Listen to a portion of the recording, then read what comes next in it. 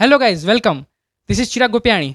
आपका स्वागत करता हूँ पार्थ पांडे प्रोडक्शन की इस इंटरव्यू सीरीज़ में, जहाँ पे हम शॉर्ट फिल्म्स में जो काम करते हैं लोग और उनके पीछे जो काम करते हैं उन सबसे बातचीत करते हैं, उनका एक्सपीरियंस जानते हैं और उनके व्यूज़ जानते हैं। तो पार्थ पांडे प्रोडक्शन की एक नेक्स्ट शॉर्ट फिल्म आ रही है जो कि एक लव स्टोरी है जिसका नाम है किताब-ए-इश्क। तो उसके जो राइटर और डायरेक्टर हैं मिस नेहल गाजरिया, आज हम उनसे बातचीत करेंगे और जानेंगे कि उनका एक्सपीरियंस कैसा रहा, किस तरह से उन्होंने ये सब कुछ टैकल किया। So welcome. Thank you. कैसे हैं आप? आई एम गुड, मैं ठीक हूँ, आप कैसे हो? Good good. सो मुझे बताया गया है कि ये आपका पहली बार है स्क्रीन पे, मतलब ऑन कैमरा। तो आप नर्वस हैं, कुछ ऐसा लग रहा है आपको? हाँ, थोड़ा सा। ओके। तो पहले सबसे पहले ये बताइए कि इस शॉर्ट फिल्म के बारे में कुछ बताइए कि ये किसके बारे में है और किस तरह की ये यहाँ पे एक स्टोरी होगी। ओके, ये एक लव स्टोरी है। Also it is around the books, मतलब ये ऐसी एक लव स्टोरी है जो किताबों से शुरू हुई है। जो दोनों लीड एक्टर्स हैं वो मिलते ही किताबों से हैं, तो वो पूरा उस साइड से है कि दे बॉन्ड थ्रू बुक्स और उनका सब बुक्स के साथ शुरू होता है। वैसे उनका कनेक्शन लाइक बिल्ड होता है बुक्स के साथ। दे कनेक्टेड बिकॉज ऑफ बुक्स, ऐसा। तो it's like love story through books, Yes. ऐसा कह सकते हैं कि Yes. दोनों का कॉमन इंटरेस्ट हाँ, बुक्स ही जैसे है। कोई फिक्शनल राइटर ने लिखे। और यहाँ ये एक साइकोलॉजिकल भी है कि जिन दो पर्सन्स का जो इंटरेस्ट कॉमन होता है, हाँ, तो उनमें बॉन्ड, मतलब इट्स लाइकली कि उनमें बहुत बॉन्ड जल्दी हो जाता है और एक कनेक्टिंग पॉइंट जो मिल जाता है। And these guys have this connecting point, वो बुक्स है और वो Okay. मिलते भी लाइब्रेरी में for the first time. Okay. So आपने इस मूवी की जो स्टोरी है वो आपने लिखी है और स्क्रीन प्ले भी आपने मिस्टर रेयांस के साथ लिखा है हाँ और आपने डायरेक्शन भी किया है। हाँ। तो सबसे पहले मैं ये पूछना चाहूँगा कि आपने इस जॉनर को क्यों चुना जब आप स्टोरी बना रहे थे या सोच रहे थे? आई थिंक ये जॉनरा फर्स्ट ऑफ ऑल मैंने इसीलिए चुना क्योंकि सिंस चाइल्डहुड मैं बहुत ज़्यादा फिल्म्स देखती हूँ, लेकिन मैं बॉलीवुड फिल्म्स में देख के बड़ी हुई हूँ। थोड़ा बड़े होने के बाद मेरा हॉलीवुड कंटेंट कंज्यूम होना शुरू हुआ and this was because around books. वो एक पर्सनल टच है मेरा क्योंकि मैं खुद बहुत बुक्स पढ़ती हूँ। जितना मैंने Okay. सिनेमा कंज्यूम नहीं किया उतना तो मैंने बुक्स पढ़े हुए हैं, तो वहाँ से ये आया हुआ है। And as far as you know that love story is concern, तो बॉलीवुड देखते देखते बड़ी हुई हूँ, तो मोस्ट ऑफ मैंने लव स्टोरीज बहुत ज़्यादा कंज्यूम किया बॉलीवुड में। फिर it's not that exact love stories, लेकिन उसके आसपास जो चीज़ें होती है, अगर आप इम्तियाज़ अली का सिनेमा देखेंगे तो it's not just about love stories, वो हीलिंग होता है। उनमें एक पैटर्न है कि एक जो फीमेल लीड होती है, she heals in a way to that male character. फिर वो तमाशा हो चाहे जब भी मेट हो, जब भी मेट पूरा सेल्फ डिस्कवरी पे है। I love that movie like another level. मैं हर वीक में एक बार तो उसको देखती हूँ, चाहे भगा भगा के, पर मैं देखती हूँ उसको because every time I feel कि वो एक जस्ट वो एक इम्तियाज़ अली जो टच होता है ना, वो इन सारी मूवीज में है। चाहे वो तमाशा हो, बहुत पुरानी उनकी फिल्म्स है, उसमें से आप ले लीजिए, they have not worked well on the box office, Yeah. but their storytelling is incredible तो for अभी me वो at least. Movies re release हो रही हैं And और हाँ, उनको उनका ड्यू मिल रहा है। जैसे रिसेंटली अभी लैला मजनू आई थी, you know, it was last release in 2018. Back then it was not successful. मुझे याद है मैं खुद देखने गई थी। It was not successful back then, but you know the art that he produces, उसको उसका ड्यू मिलता ही है। And he got it right now. Same goes with Soham Shah films वाला Tumbbad, yes, that also released in 2018 back then. Tamasha bhi jab aayi thi, it was not successful on box office. The only successful film on box office that he has, the most successful was this Jab We Met. yeah, it was In fact, commercially It successful. was commercially successful. बहुत सारी उसकी most of films commercial successful नहीं है, commercially successful नहीं है, but when you sit and watch them, they are something else. तो मैं ये पूछना चाहूँगा कि आपकी सबसे फेवरेट मूवी कौन सी है by Imtiaz Ali? It is Jab We Met. Okay. I was like 10 years old जब वो पहली बार आई थी. I remember taking part in school के annual functions because I was already participating in 2 or 3 dances. Yet again last minute जो dance add हुआ था वो था ये नगाड़ा वाला था. We had our seniors, 2 seniors जो वो करवा रहे थे. One was Priya Didi. I remember their name as well. It was Priya Dattani. Also एक और थी, now she is an actress, Denisha Ghumra. She was in my school और वो senior थी. At that point they last minute कुछ add हुआ था या जो भी है, but despite of being in other 2 or 3 performances, I yet went on this one. Last minute मुझे पीछे खड़े रखा था बिकॉज ऑलरेडी दूसरे डांसेस में परफॉर्म करे, but because I loved that movie मैंने इतना अच्छा परफॉर्म किया था कि I was again in the front Oh, in that I loved that movie since then since I was 10 years old. so we can say that you are big Imtiaz Ali Khan big fans. fan, yes. Yeah. Not just me, पर मेरे साथ जिन्होंने screen play लिखा है, story was written by me, Mhm. But screenplay मेरे साथ रेयांश ने लिखा है. Mhm. He is also a die hard Imtiaz Ali fan. Also मतलब हम दोनों लिखते साथ में because our visions match and everything. Mhm. उसके साथ उन्होंने मुझे एक और चीज से इंट्रोड्यूस करवाया है बुक्स के पर्सपेक्टिव से. I used to read only English books earlier. Mhm. मैंने इंग्लिश बुक्स मतलब इट्स नॉट कि मैं सिर्फ फॉरेन राइटर्स पढ़ती थी, मैं इंडियन राइटर्स भी पढ़ती थी, पर मैं फॉरेन राइटर्स ज्यादा पढ़ती थी. Mhm.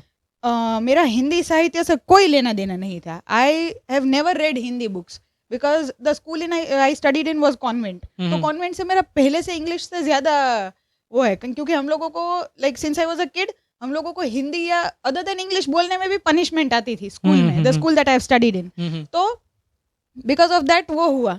And after I met Reyansh through a friend, Reyansh ने मुझे हिंदी साहित्य से इंट्रोड्यूस Yeah. करवाया. I started reading Manav Kaul. Hmm. और मानव कौल की बुक्स या हो गई या उनका लेखन हो गया, वो भी हमने इस फिल्म में लिया हुआ है. So what makes a good romantic film? Like ऐसा कौन सा एस्पेक्ट है जो कि एक रोमांटिक मूवी को बहुत ही अच्छी तरह से निखारता है? आपको क्या लगता है कौन सा एक सा पार्ट है उस मूवी का जो कि बहुत ही इंपॉर्टेंट है? जो जैसे कि आप रोमांटिक मूवी देखते हैं तो ऐसी कौन सी चीज़ है, ऐसा कौन सा एस्पेक्ट है जो आपको बहुत अच्छा लगता है और वो उस मूवी को बहुत ही अच्छी तरह से निखारता है?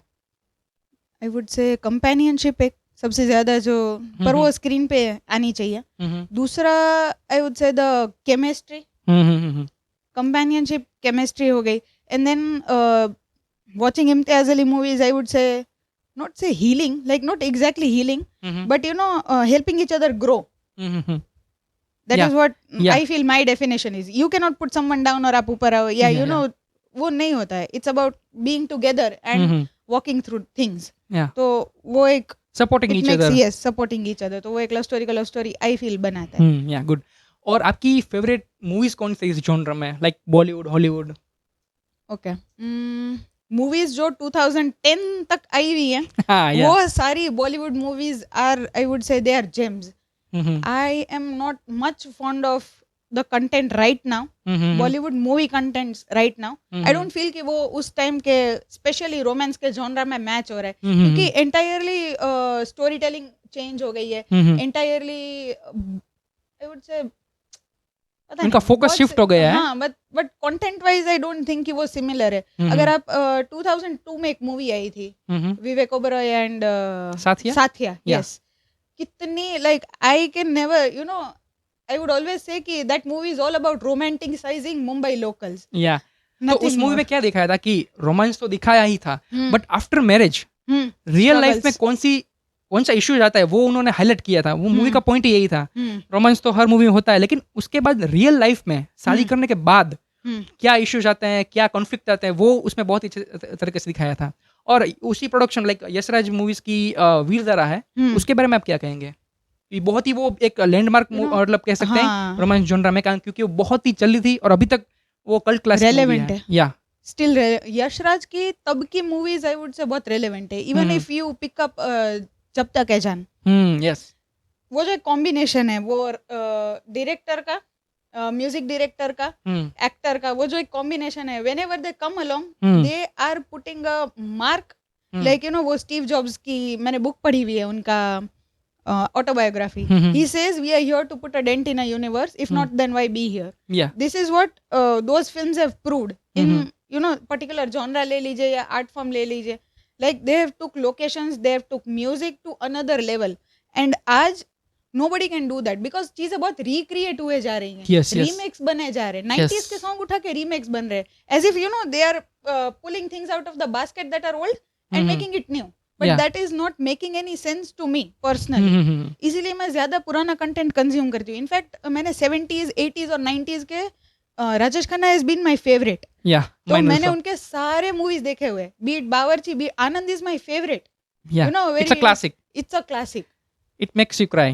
Yes, it does. It definitely does. तो वो सारी मूवीज हैं, वो सफर हो गए, आराधना हो गई, वो सारी जो पुरानी movies. I remember being a kid, Saturday या वैसा कुछ आता था रात को 8 या 9 बजे एक चैनल पे.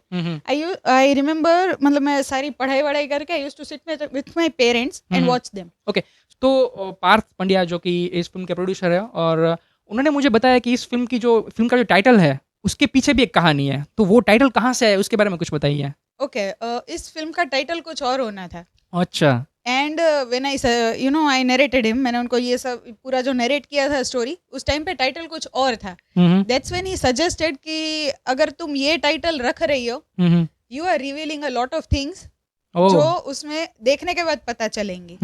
Considering that, we waited like me and Reyansh, the person who has written, मतलब मेरे साथ जो स्क्रीन प्ले जिन्होंने लिखा है, Reyansh, we had a brainstorm and it was his idea of putting this name Kitabi Ishq. And I am very thankful to him for this, क्योंकि मुझे तो नहीं आ रहा था. As if you know, the thing was, मैंने इसे 2 साल पहले लिखी हुई है ये story. It is written like so long back, and जब मैं लिखने बैठी थी तब मैंने अपना लाइक हार्ट एंड सोल पूरा 100% दे दिया था. एंड आफ्टर दैट जब पार्थ भाई ने बोला that you need to change this, so it was something, I was like मेरा हो चुका है, आई एम डन. मतलब मैं बहुत डाल चुकी हूँ इसमें, आई हैव नथिंग, मतलब वो खाली ग्लास है, अभी मैं उसमें कुछ नहीं डाल सकती. This is what I was feeling personally about this, because मैंने इसको लिखने में स्टोरी वाइज मैंने उसमें बहुत मेहनत की थी to write it down. And तब मुझे नहीं लगा था कि I would get down with a right, मतलब एक टाइटल अच्छा सा जो मैं कर पाऊंगी. It was Reyansh who did it. Okay, yeah. So writing process की बात करते हैं इस शॉर्ट फिल्म में. तो आपने जब ये शॉर्ट फिल्म लिखी तो आपने ऑडियंस को ध्यान में रख के कुछ किया था, या फिर आपने जो खुद को अच्छा लगता है वो पुट किया था, या फिर आप ये ट्राई कर रही थी, कॉन्शियस थी कि ऑडियंस को अच्छा लगेगा कि नहीं लगेगा? नहीं, मैं बिल्कुल कॉन्शियस नहीं थी. दैट इज व्हाई मुझे लगता है मैं ये लिख पाई, because I can't work good in pressure. मतलब मैं प्रेशर में आती हूँ, मुझसे काम ठीक नहीं निकलता है. इट वॉज नॉट कि ऑडियंस को अच्छा लगे, इट वॉज समथिंग जो मुझे अच्छा लगा था, मैंने लिखा and I narrated it to Reyansh कि देख मैंने ये स्टोरी लिखी है, ठीक है. And then he was like हाँ this is very nice. I was like हाँ इसको पसंद है, तो you know that a particular, how do I explain, एक पर्टिकुलर जॉनरा की एक पर्टिकुलर ऑडियंस होती है. Obviously maybe the other genre audience could not understand वो चीज. जैसे अगर कोई सिर्फ हॉरर कंटेंट कंज्यूम करता है तो उसको शायद साइको थ्रिलर समझ में आए, ठीक है, लेकिन उनको शायद ये लव स्टोरी ना समझ में आए. They find it, maybe they are not open to such content, और मे बी उनको कंजम्पशन ही उनका माइंड उससे कंफर्टेबल है. So Reyansh is someone who consume similar content as me. Maybe he could understand, या उसमें वो निकाल सके कि ये गलती है यहाँ, ये गलती है, you know we can improve that and all of it. But जब मैंने उसको नरेट की, उसको वो चीज़ बहुत अच्छी लगी थी. सो आई वाज कॉन्फिडेंट कि ये अच्छी जाएगी. ओके, सो पार्थ की बात करें तो अब तक उन्होंने लाइक हॉरर और थ्रिलर इस टाइप की शॉर्ट फिल्म में काम किया, डायरेक्ट किया है. तो मुझे ये जानना है कि पार्थ इस फिल्म के प्रोड्यूसर कैसे बने? ओके, सो मैं पार्थ भाई को मिली थी किसी और फिल्म के लिए. I was selected, like I audition for Ruby earlier that was going to be made, and I met him through one of my friend, and my friend has worked with him, Meet. तो मैं उनके through Parth भाई से मिली for Ruby audition, and that was the first time मैं camera के सामने आने वाली थी, which was highly uncomfortable, but because of my friend he pushed me कि ना you know you can do it, थाई जैसे and all of it. So he pushed me and I did it. That is how I met him. And जब मैं Ruby के costume फाइनलाइजेशंस वगैरह उनके लिए पार्थ भाई से मिलती रहती थी, दैट्स व्हेन मैंने उनको बोला था कि मैंने ये स्टोरी लिखी हुई है, and I narrated it to him. So that's when he told कि I will produce it, you direct it, your story, I will produce it and I will distribute it. This is how it started. Yeah, तो आपकी writing deo की बात करें तो वो कैसे start हुआ, कि आपका रेयांश भाई के साथ अलायंस कैसे हुआ, कि आप दोनों ने साथ में काम स्टार्ट करना कहाँ से स्टार्ट किया आपने? हम लोगों ने एक्चुअली साथ में काम स्टार्ट करना, it was just talks. We connected through, again एक कॉमन पॉइंट होता है, you know, me and Reyansh connected through Imtiaz Ali cinema and books. These are two things that were common मेरे और रेयांश में. तो मैं और वो उस चीज से कनेक्ट हुए. We met through Meet. Reyansh is actually Meet's friend. Okay. But it was Meet's friend and we met.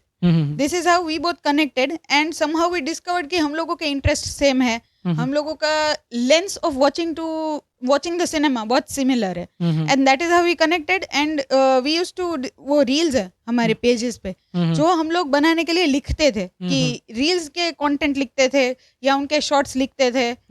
That is how we वो एक जो ब्लेंडिंग होता है, काम वाला ब्लेंडिंग, हाउ वी वर्क, वो वैसे ब्लेंड करना शुरू हुआ. And that is how we got to know कि हम लोग we watch the things with the same lens, and this is how we both connected. Okay. Writer की अगर बात करें तो आपकी जो राइटिंग प्रोसेस है उसकी अगर बात करें तो कुछ राइटर ऐसे होते हैं कि जो वो कुछ स्टोरी लिखते हैं, स्क्रीन प्ले लिखते हैं, उसमें कुछ अपना पर्सनल टच डालते हैं ताकि वो अच्छी तरह से उसको लिख पाए, क्योंकि जो पर्सनल होता है उसको हम एक्सप्रेस अच्छी तरह से कर पाएंगे रादर देन फिक्शनल. तो ऐसा कुछ इस कहानी में है कि आपने अपना कुछ पर्सनल टच डाला हो या फिर पर्सनल एक्सपीरियंस आपने ऐसा कुछ डाला हो इस स्टोरी में? पर्सनल टच में मैंने बुक्स ही डाले हुए. Library is one of the personal touch, I would से. पर्सनली मेरा टच जो होगा वो लाइब्रेरी होगा, because I am reading since I was 5 years old. तब से मैं बुक्स पढ़ रही हूँ. And the most closer thing to me was Jamnagar का district library, because every other day, alternate day मैं वहाँ जाती थी बुक्स चेंज करने के लिए. एंड मैं छोटी थी तो मतलब मेरी हाइट बहुत छोटी थी उस टाइम पे, तो मुझे ऊपर तक जाना होता है. एवरी फेरी टेल मैंने पढ़ी हुई है, पंचतंत्र पढ़ी हुई है, तब की हिंदी की किताबें पढ़ी हुई है. But as I grew to teenage मैंने हिंदी किताबें पढ़ना छोड़ दिया था. तो एट दैट पॉइंट जब मैं छोटी थी, वो that library is very close to my heart, because उसने मुझे वो पढ़ने का डिसिप्लिन डाला हुआ है मेरे अंदर. आई did it till today. I was studying chartered accountancy. मेरी बहुत सी चीजें छूट गई. मैं गिटार सीख रही थी, मेरा गिटार छूट गया. मैं पेंट करती थी, मेरा पेंट छूट गया. I was very good at arts, वो छूट गया just because I was studying chartered accountancy. But one thing that did not leave me was reading. Maybe because it was disciplined, तो जो लाइब्रेरी का सेटिंग आप मतलब है वो आपने यहाँ पे यूज किया है कि क्योंकि लव स्टोरी में जो लोकेशन होता है, जो सेटिंग होता है, वो बहुत ही एक अच्छा पार्ट होता है कि जहाँ से मूवी का एक अलग निखार आता है. ओके, सो मुझे बताया गया है कि इस शॉर्ट फिल्म का जो शूटिंग हुआ उससे पहले अपने रिहर्सल्स कंडक्ट किए थे, तो उसका जो कुछ आपको काम आया जब आपने एक्चुअली शूट किया तब? बहुत काम आया. मैं रिहर्सल वाले कंसेप्ट से फेमिलियर एक्चुअली नहीं थी, बिकॉज शॉर्ट फिल्म्स मतलब जब वो सीन करना होता है ना, उसमें डायलॉग्स, इमोशंस, वो सारी चीज़ें ना उनके पास रेडी होती है. I have learned a lot. ये करते करते बहुत सी चीज़ें मुझे सीखने को मिली है, because this is the first time I am doing something like camera के साथ. तो मुझे ऐसा लगता था कि यहाँ मेरे दिमाग में जो रील चल रहा है ना, वो मैं कैमरा में ऑन द स्पॉट मैं कर सकती हूँ, जो मैंने अब तक रील्स बनाने के टाइम किया है अभी तक. But this was all together different. उसमें लाइक उन्हें उसमें शॉर्ट्स कौन से डालने हैं वो नेसेसरी है. वो पहले से डिसाइडेड होना चाहिए कि शॉर्ट्स कौन सा डलेगा. I will tell you one thing. मैंने जब ये पूरा किया था, मैंने उनको नरेट किया, पूरा प्रॉपर्टी का लिस्ट बन गया, कॉस्ट्यूम्स का लिस्ट बने गया, वो सब हो गया. देन आई वाज लाइक ये तो हो गया प्री प्रोडक्शन. मैं इतना रिलैक्स थी, मैंने बोला ये प्री प्रोडक्शन हो गया बस. देन पार्थ भाई वाज लाइक शॉर्ट लिस्ट का है. देखो तो उधर होगा ना, क्या उधर होगा, ये यहाँ होगा, you need to decide it earlier. वैसे तो रिहर्सल्स के टाइम वो चीजें बहुत, मतलब ये जो pre production is all about getting it done, उधर टाइम वेस्ट ना हो उसका. वो मैंने बहुत प्री प्रोडक्शन वाली जो चीज है ना, वो मैंने यहाँ से सीखी हुई है. This is a whole, I would say whole life experience. I will never forget this कि शॉर्ट्स पहले से होने थे. मैं उनको बोल रही हूँ बकायदा, अभी क्या बाकी है, हो गया ना, it's done. It's like it's not done, we are just 10% done. बहुत चीजें बाकी है अभी. So this is how I got familiar with this concept of rehearsals हो गए या शॉर्ट लिस्ट हो गया. शॉर्ट्स मेरे दिमाग में है कि मुझे ऐसे शॉर्ट्स चाहिए. एंड अब तक I have just work with very, इधर मैंने खुद काम किया. I am doing everything. मतलब मैं खुद अकेले कर रही हूँ, मैं, Riyansh and one of my friend, we 3 do things. तो मतलब जो हम तीनों कर रहे थे ना, वो मुझे लगता था मैं उसको कम्युनिकेट करती हूँ, मुझे ये ऐसे ऐसे चाहिए, and he will do it. So I was like कि ये यहाँ वैसे ही होगा. But it is not like that. I am working with new people. तो उन लोगों को मेरे साथ वो एक कोऑर्डिनेट करने में, आई वुड से अंडरस्टैंड व्हाट आई वांट, वो चीजें ही रेंज माइट गेट इट कि मुझे क्या चाहिए. Like for that matter Meet has done reels with us, like conceptual reels है पर he has done with us. तो उसको पता होता है कि इसको क्या चाहिए, मेरे दिमाग में क्या चल रहा है, because he has been with me. वो राइटिंग में भी सब साथ रहते हैं, वी ब्रेनस्टॉर्म थिंग्स टुगेदर. ये चीज यहाँ नहीं थी. तो it was a sudden like ऐसे आना कि ओह शिट, ये शॉर्ट लिस्ट, ओह शिट, ये rehearsals. The first question was like rehearsals करना है. It was like हाँ rehearsals करना है, क्या करना है, how will they remember this? you can't rely कि हाँ सब करके आएंगे. Things don't work that way. So I got to learn a lot of things from this. Yeah, so मैंने भी पार्थ के अंडर एज एन एक्टर काम किया है, तो मुझे पता है कि is a particular person about everything, details and all the things. So वो चीज़ मैंने भी सीखी है. भले ही मैं डायरेक्टर नहीं था, लेकिन एज एन एक्टर भी मुझे वो चीज़ काफ़ी काम आई, क्योंकि रिहर्सल्स में भी हमें पता चल जाता है कि ये चीज़ जो हम लैक कर रहे हैं, क्योंकि हमें ऐसा लगता है कि हम लोगों ने एक्टिंग कर ली, हम लोगों ने डायलॉग याद कर लिए तो हो गया. बट वहाँ पे अगर जाएंगे शूटिंग में, तो अगर रिहर्सल्स किए हुए होंगे तो बहुत ही काम आएंगे. ओके, सो आप इस शॉर्ट फिल्म के बिहाइंड द सीन में या फिर ड्यूरिंग शूट ऐसा कुछ इंसिडेंट फनी हुआ हो, या फिर कोई मेमोरेबल एक्सपीरियंस आपके लिए, बिना स्पॉइलर दिए आप हमें कुछ बता सकते हैं तो? बिना स्पॉइलर दिए इट वुड बी, मतलब हमने रिसेंटली एक शेड्यूल खत्म किया where the lead actor of the film, that is Meet, उनको कॉफी पीना था, वो भी ब्लैक कॉफी पीना था. इफ यू नो समवन, मतलब वो कैमरा पे नहीं आएगा, like we had to retake, वो ऐसे कॉफी ब्लैक कॉफी पी के ऐसे मुंह बना रहा था. We are all laughing on that. तो वो एक बहुत फनी इंसिडेंट था वहाँ पे. और ऐसा कुछ मेमोरेबल एक्सपीरियंस आपके लिए रहा, फिर लाइक लोकेशन ढूंढने में कोई इशू या फिर कोई डिफिकल्टीज आपको? लोकेशन गार्डन नहीं मिल रहा था चिराग भाई. We have been struggling for the garden. मतलब इस सिटी के जितने गार्डन थे, हर जगह मैं और रेयांश से घूम धाम के आए थे. ये नहीं वो नहीं. There was this one place जहाँ पे हम लोग गए हुए थे, मैं और रेयांश, रेकी के लिए. और एक बेंच जो हमें चाहिए था वैसा एग्जैक्टली वैसा था. एंड रेयांश स्टेप्ड इन कि मैं उसका उधर का पिक्चर लेके आता हूँ, we will show it to Parth भाई एंड हम लोग ये फाइनल करेंगे, ये वो करके. ही स्टेप्ड इन एंड उधर पूरा कीचड़ था. He came out with that dirty feet there. तो वो उधर क्लीन करने बैठा थे. This is one of the funny scenes. पर पूरा क्रू नहीं था वहाँ पे, because only we were there. वो करते हुए तो वो भी एक लाइक हुआ था. So okay, तो हमारा अभी एक नया सेगमेंट है. It's like रैपिड फायर, कि मैं आपको क्वेश्चंस पूछूंगा. सेगमेंट का नाम है फिल्म फंडा या फंदा. कुछ ऐसा क्वेश्चन जो आपको मुश्किल में डाल सकते हैं, लेकिन यहाँ पे पूरी ऑनेस्टी के साथ आपको आंसर देना है.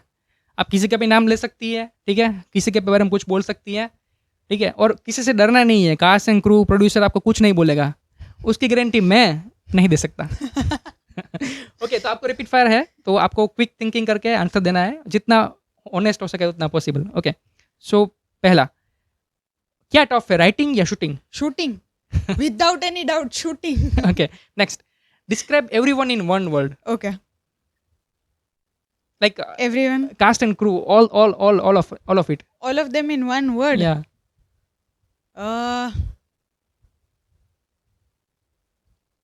Team. Good.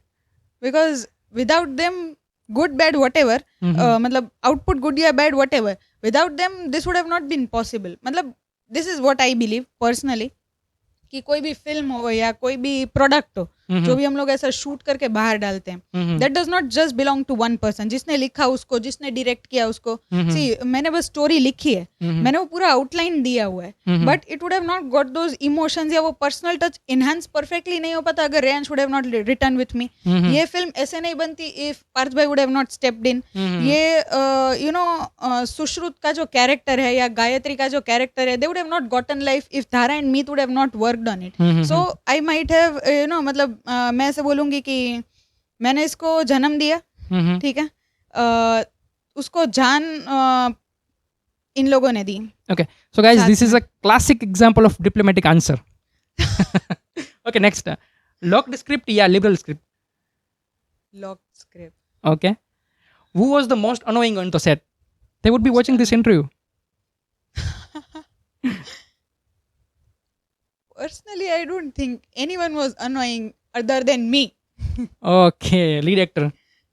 Okay, next, who yelled on the set the most?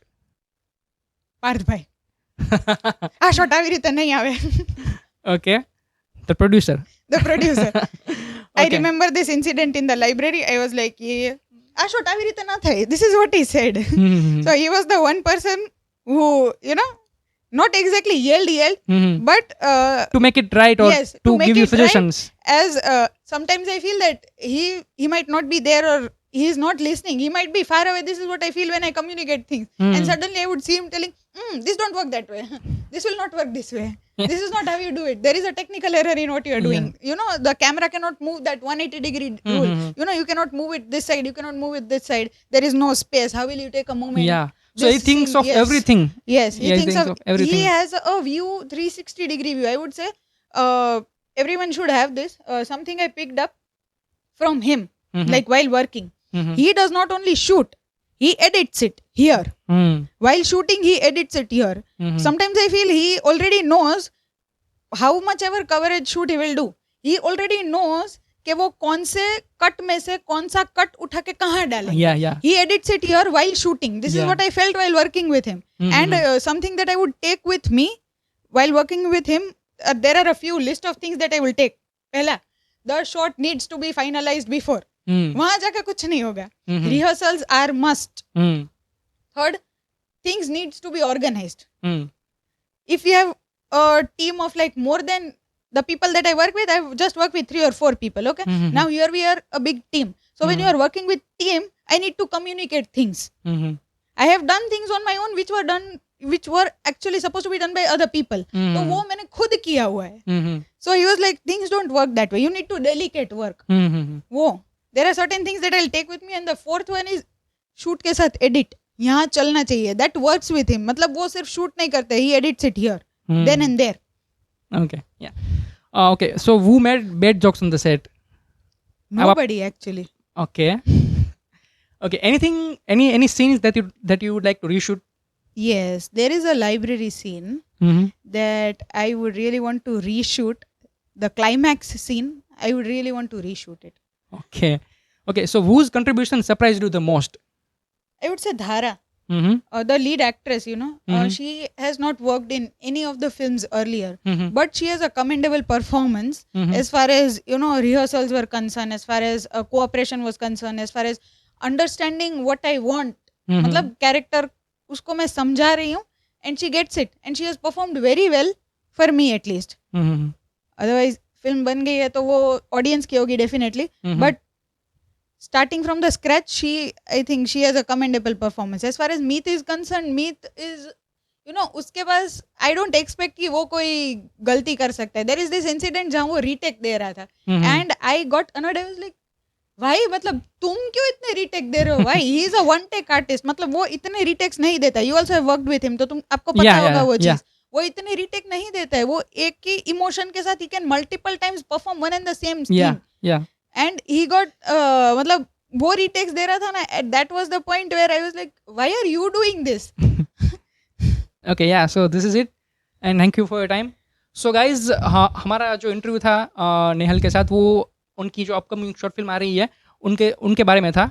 ये एक लव स्टोरी है, और आज के टाइम पे लव स्टोरीज बहुत ही कम बन रही हैं, क्योंकि एक्शन, सुपर हीरो जॉनर, ये सब जॉनर में ज़्यादा मूवीज़ बन रही हैं, और like people are like craving for this type of romantic setting and like that. So I request you all to watch this. Thank you.